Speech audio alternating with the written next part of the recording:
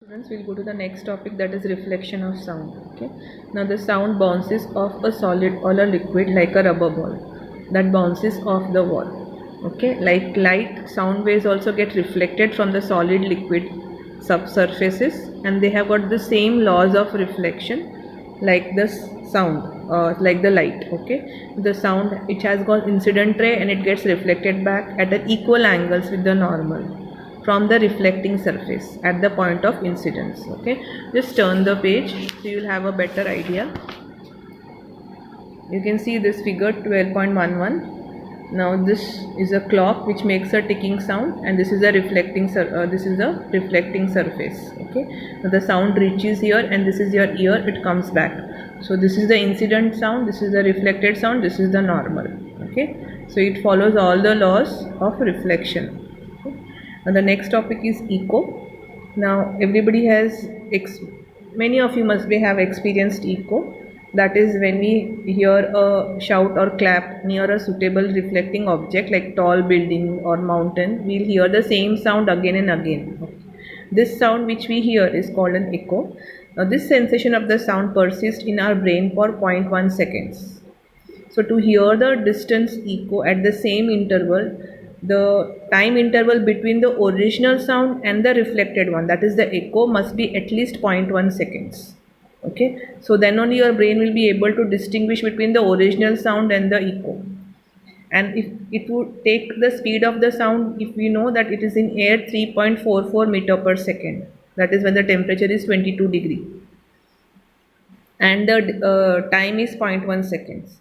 So the total distance covered, okay, that will be speed into time, that will give you the distance, because we know the formula of speed is distance upon time. So if you want to find a distance, you will have to multiply speed and time. Okay, so this is the speed, that is 344 meter per second, and the time is 0.1 second. So we'll have to multiply these two, we get the distance. Now distance is 34.4 meters, but this 34.4 meter is back and forth. So the minimum distance required, okay, to produce a echo will be half of this distance, that is 17.2. So 17.2 it will go and 17.2 it will come back, so that becomes 34.4. So to hear an echo, the distance between the sound produced and your ear or your brain, okay, that should be how much? 34.4. Okay, now echoes may be heard more than one due to successive or multiple reflections, like rolling of thunder. They are multiple reflections because you have got so many clouds and plus land. Okay, now there is a sum of echo. Okay, now there is a person who claps a hand on a cliff and he hears the echo after 2 seconds. You have to calculate the distance, and the speed of sound is 346 meter per second, that is given to you. Okay, so you just have to multiply 346 meter per second into 2 seconds, that will get you 692 meters. Now this you have to divide by 2, that is the distance between the cliff and the person is 346 meters.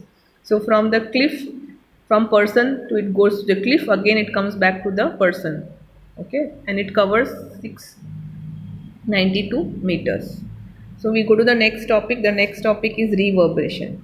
Now whenever you have a big hall, okay, sometimes you hear repeated reflection of sounds from the walls, and it goes on producing until you get a reduced value of it and no longer it is audible. This repeated reflection results in this persistence of sound, that is known as reverberation. So in an auditorium or big hall, this happens that when you speak, okay, the reflection of sound is there, but the reflection goes on decreasing and then it stops. Now this reverberation is highly undesirable. This is not desirable because if the speaker is speaking and reverberation occurs, then you will not be able to hear his sound or whatever he wants to tell you clearly. So the roofs and the walls of the auditorium, they are generally covered with sound absorbent materials like fiberboard, rough plaster and draperies. Draperies like curtains and all. So and the seat materials are also selected which has got sound absorbing property so that the reverberation does not occur and you can hear the speeches or whatever program is conducted very clearly. Okay, now the next is the uses of this multiple reflection of sounds. Okay, now if you have got loudspeakers or megaphones or horns or musical instruments like trumpets or shehnai, you can see the design. They have got a particular design so that they send the sound without spreading it in all the directions. Okay, now if you see here the figure 12.12, you have got the design of the megaphone or the horn. Okay, so that the all sound goes in one particular direction instead of spreading here and there. Okay, so these instruments have a tube like conical opening, so most of the sound waves from the source goes in the forward direction only towards the audience. It does not get spread. Okay, next is stethoscope. Now stethoscope is a medical instrument which is used for listening the sounds produced within the body, mainly of heart and lungs. Okay, now these stethoscopes also are based on multiple reflection. Now if you see the tube of the stethoscope, this is the tube of the stethoscope which goes from this ear to here. Inside the tube you have got multiple reflections like this going on of the sound, and then it reaches the ear. From the sound produced from here to here, it goes on like this. Okay, now next is the ceilings of concert hall and conference halls and cinema halls. Just now only we saw reverberation. Okay, the sound should reach all the corners of the hall. Okay, so what they do is they design the cinema hall in a conical way, and the soundboard is placed in such a way that the sound after reflection from the soundboard spreads evenly according to the width of the wall. So now if you see, so it will go to each and every row. Okay, the sound which is produced, there's a soundboard kept here like this so that it reflects, and okay, you can see there is a soundboard here which reflects the sound coming from here, and it reflects evenly. Okay, now how does this reflect? See, you can see this, suppose this is the soundboard. Okay, now all the rays of the sound which are coming, they are adjusted like this. See, this is the source of the sound. Suppose this is the source of the sound here.